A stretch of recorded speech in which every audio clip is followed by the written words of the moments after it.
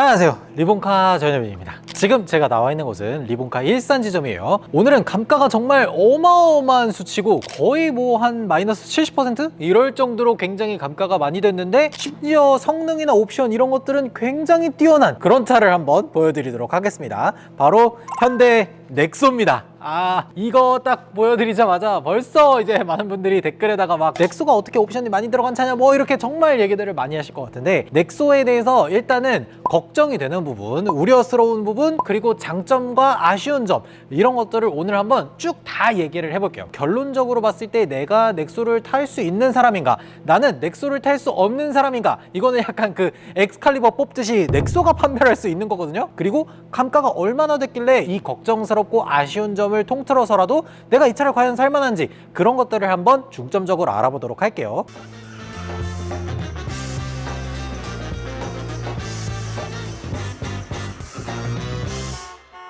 사실 넥소 외관 이런 거를 보려고 이 얘기를 꺼내진 않았습니다. 그래도 이 LED 디자인이나 이런 것들이 가장 기본 트림부터 다 들어가요. 보통 우리가 이런 준중형급에 해당하는 SUV나 이런 애들을 보면은 가장 낮은 급 트림에는 이런 LED 디자인이라든지 LED 램프라든지 이런 것들을 안 넣어주는데, 넥소 같은 경우에는 모던 트림이 있고 그 위로 상위 트림인 프리미엄이 있는데, 모던 트림만 고른다고 하더라도 기본적으로 LED 램프 이런 것들이 다 들어갑니다. 그리고 최근에 나오는 현대자동차들은 보통 레이더들을 여기에다 달아요. 근데 2010년대 후반쯤에 나왔던 차량들은 레이더가 이렇게 현대 마크에 들어가 있습니다. 이 레이더 들어가 있는 걸 보면은 이 차량이 스마트 크루즈 컨트롤을 지원한다 라는 것들을 알 수가 있겠죠. 이게 이제 넥소의 장점 중에 하나인데, 현대자동차에서도 약간 압도적으로 우리가 모든 기술력을 다 보여주겠다 이렇게 해서 만들어진 차여서 그런지, 지금 이 넥소 같은 경우에는 색깔 정도만 선택할 수 있지 나머지는 선택 옵션이 없어요. 내가 선택을 하지 않아도 기본적으로 스마트 크루즈 컨트롤을 사용할 수 있다는 거, 그런 것들은 진짜 장점이라고 할 수가 있겠더라고요. 그리고 이제 모던이냐 프리미엄이냐 이 두 가지를 구분할 수 있는 것 중에 하나가 요 밑에 있는 카메라입니다. 요 카메라가 들어가 있으면 서라운드 뷰 옵션이 들어가 있다는 거거든요. 이거는 다른 것들을 선택하는 게 아니라 그냥 프리미엄을 고르면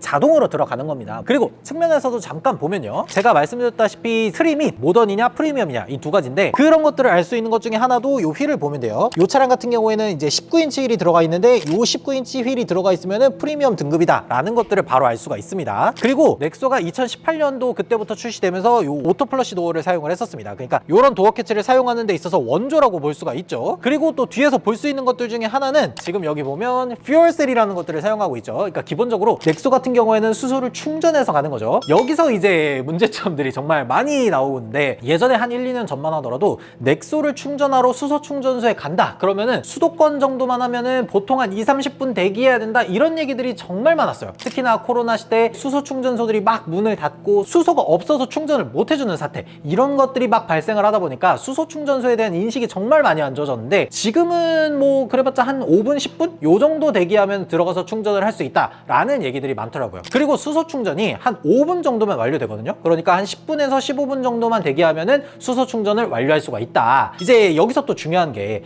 보통 우리가 이제 수소 충전을 하게 되면은 요즘 들어서는 한 9,000원에서 만원 요 정도 사이라고 하더라고요. 그러니까 한 5만원, 55,000원 요 정도 사이에서 충전을 하는 건데, 그 정도를 충전해서 주행할 수 있는 거리가 600km 정도는 운행할 수 있다고 하더라고요. 그러니까 수소 연료전지 자동차 같은 경우에는 전기차처럼 굉장히 조용하고 스무스하고 모터를 가지고 부드럽게 움직이는 그런 장점들은 그대로 가지고 있으면서, 전기차에게 있어서 압도적으로 불리함을 가지고 있었던 충전 시간이 오래 걸린다라는 거, 급속 충전을 사용한다고 하더라도 최소한 30분, 40분을 충전을 해야 되는데, 넥소 같은 경우에는 수소를 딱 5분만 충전해도 600km 정도를 운행할 수가 있는 거니까 그런 것들이 제일 큰 장점이라고 생각이 들더라고요. 근데 이제 충전 비용이 옛날보다는 조금 비싸져서 요게 조금 아쉽긴 하더라고요. 근데 여기에 대해서도 문제가 이제 하나 있죠. 수소 연료전지는 정말 간단하게만 얘기하면, 수소를 가득 채운 탱크에서 그거를 전기로 변환시켜서 그 전기를 가지고 운행을 하는 거예요. 그러니까 구동 방식 자체는 기본적으로 전기차에 해당합니다. 근데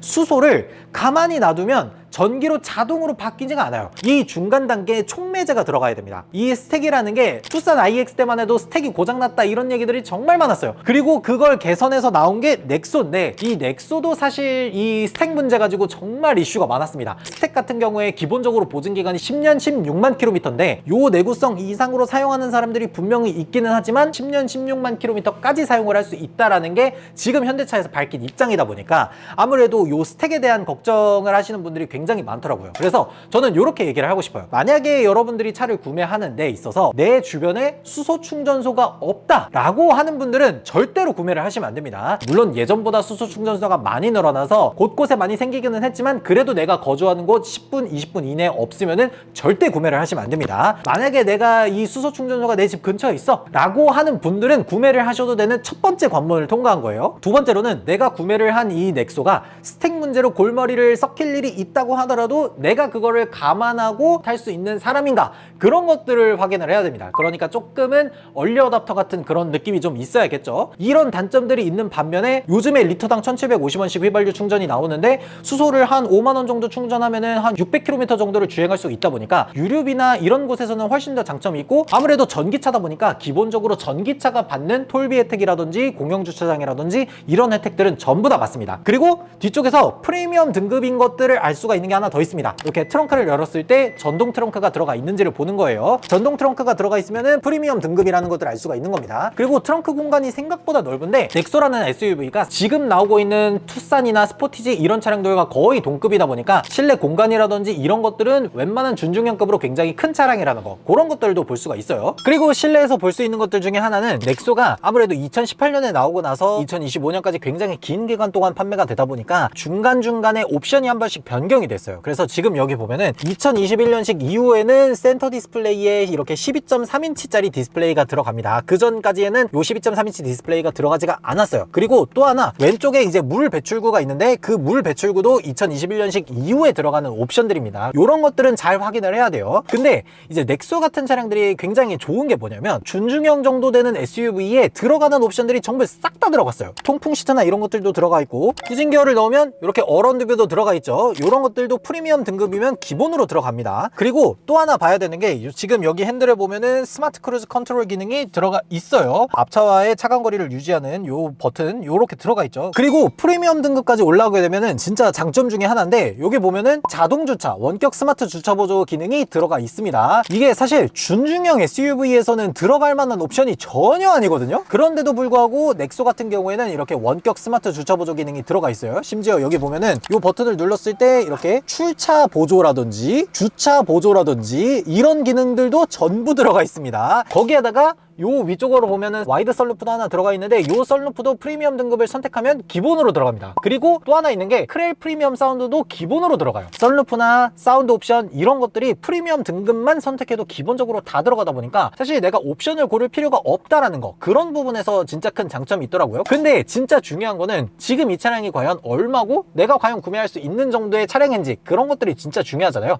그거는 내려서 말씀드리도록 할게요. 처음에 넥소를 출고할 때만 하더라도 모던 트림 같은 경우에는 6,900만 원인가 그랬고, 프리미엄 등급 같은 경우에는 한 7,200만 원? 요 정도 가격이었어요. 물론 이 돈을 다 주고 사지는 않았죠. 정부 보조금이 2천만 원을 조금 넘게 줬었고, 지자체 보조금이 한 1,000만 원 넘게 줬었어요. 그러니까 두 가지를 모두 다 합치면 한 3천만 원 중반 정도의 보조금을 받을 수가 있는 거죠. 차량 가격에 플러스 취득세까지 계산을 하면 대략 한 4천만 원 요 정도에서 출고를 할 수가 있었다고 하더라고요. 왜 그러냐면 이 넥소 같은 경우에도 전기차로 들어가기 때문에 취득세도 140만 원 정도 혜택을 줘요. 그렇기 때문에 최초 차량 가격 7천만 원에 해당하는 것보다는 훨씬 저렴하게 구입할 수가 있었겠죠. 근데 그런 넥소가 지금으로부터 한 3년 정도 지나고 주행거리가 한 4만 킬로 정도 넘었을 때 지금 현재 가격이 2천만 원 초반 정도입니다. 심지어 여기서 비슷한 연식의 주행거리가 조금 늘어나고 이런 차량들은 1,000만 원 후반대까지가 내려요. 그러니까 실제로 내가 구입하는 비용이 1,000만 원 후반 정도에서 딱 끊을 수가 있는 거예요. 그러니까 넥소 같은 경우에는 이렇게 좀 정리를 해볼 수가 있을 것 같아요. 일단 장점으로는 주행 보조라든지 전동 트렁크, 실내 뭐 옵션, 와이드 썬루프 이런 것들이 정말 다 들어가 있어서 옵션으로 치면은 거의 준중형급 이상 정도에 대한 옵션을 보여주고 있다. 이런 장점들이 있고요. 또 장점으로는 전기차기 때문에 주행 감각이라든지 실내에서 조용하게 움직인다든지 뭐 이런 것들에 대한 장점이 똑같이 있겠죠. 거기에다가 넥소 같은 경우에는 수소만 한번 5분 정도 충전을 해주면 500에서 600km 정도를 주행할 수가 있다.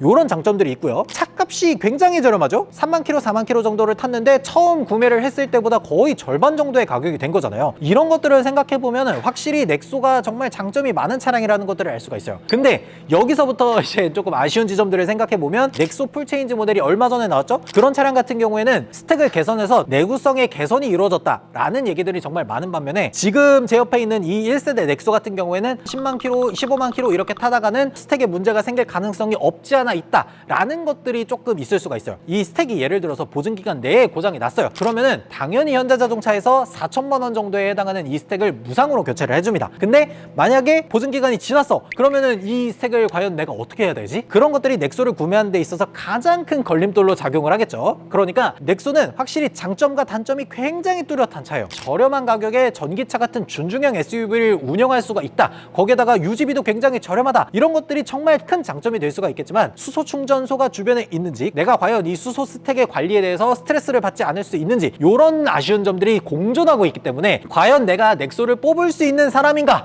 이런 것들에 대해서는 충분히 고민이 이루어진 후에 구매를 하면 정말 좋을 것 같다는 생각이 들었어요. 과연 여러분들은 넥소에 대해서 어떻게 생각하시는지 댓글로 달아주시면 좋을 것 같고, 그리고 실제로 넥소를 타고 계신 분들이라면 후기를 조금 댓글에 적어주시면 좋을 것 같습니다. 지금까지 저는 리본카 전유빈이었습니다. 감사합니다.